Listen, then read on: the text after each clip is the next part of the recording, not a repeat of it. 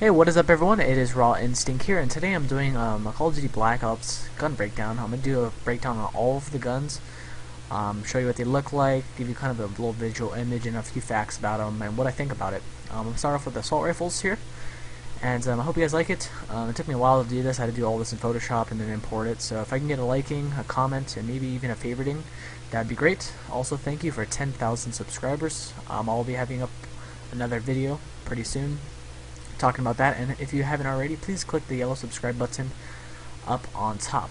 And if this is on someone else's channel, please check out my channel in the description. Alright, the first gun we have here is the M16. It is an American assault rifle, and I think that says 1963 to present. There's a lot of different models of this weapon, and the newer models are actually a lot lighter, about 8 pounds lighter, which is pretty cool. And in Black Ops, I'm pretty sure it's going to be a burst fire weapon. And I think there's two weapons in here that are going to be burst fire, because they always usually have two. But anyways, I really am going to enjoy this gun. I'm not sure if this is going to be the first gun you unlock. This is in no particular order. But moving on to the Enfield. It is made in the United Kingdom. Overall, it looks like it is a light machine gun, but it actually is an assault rifle. Some people thought that the Lee Enfield was actually the rifle that they were talking about in Black Ops. It actually isn't. I think this is the Enfield SA80, I believe. You can look it up a little bit more, but I'm really excited for this weapon because this is really great. I think they had this in actually Rainbow Six, and I really enjoyed it. Next we have the M14. It is made in the United States from 1957 to present, and most of you guys know this gun from Call of Duty 4. It's a great weapon. I'm not sure how they're gonna display the firing on it. I'm pretty sure it's going to be a single shot gun as it was in Call of Duty 4, but I'm excited for this weapon to come back. Hopefully there's not as much recoil as the one in Call of Duty 4. That's what really gave it a bad reputation. But anyways, we have the FAMAS here. As all of you guys know, this is returning from Modern Warfare 2, and it was actually made in France. Quite a bit of people should know that, and it was made in 1978 to present. Great weapon. This is a 3-burst weapon, and I think it can be in an automatic form. I'm not 100% sure on that. And looking at it, I think there's about 3 weapons actually in the game that are going to be, or 3 assault rifles that will be burst fire. Next we have the Galil. Looks kind of similar to the Commando coming up, but the Galil was actually made in Israel from 1972 to present. This gun is not really used anymore. It's kind of phased out, but some countries still do use it once in a while. It's not the most reliable weapon, but yeah. Anyways, we have the AUG next, which some of you guys think that the AUG is a light machine gun as it was in Modern Warfare 2, but they actually have both a light machine gun and an assault rifle version of this weapon. It was made in Austria, and the dates go from about 1979 to present. One of the newer guns within these guns. Not a whole lot of modifications that have been happening to it, like for example the M16, which you have a bunch of different models and they made it lighter and stuff. Rather heavy weapon actually.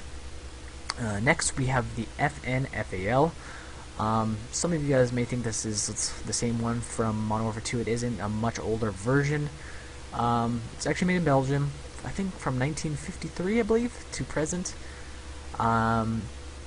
Great weapon. I think this will be a single fire also. I'm not 100% sure. Looking at it, it looks kind of like a single fire weapon, but it might be fully auto. I'm not 100% sure. Next we have the AK-47, one of the most infamous guns out there, made in the Soviet Union. First took its appearance in about 1949 to present. This gun is amazing. One of the strongest and most infamous weapons in the world. And actually I believe it was one of the most sold weapons ever to mankind.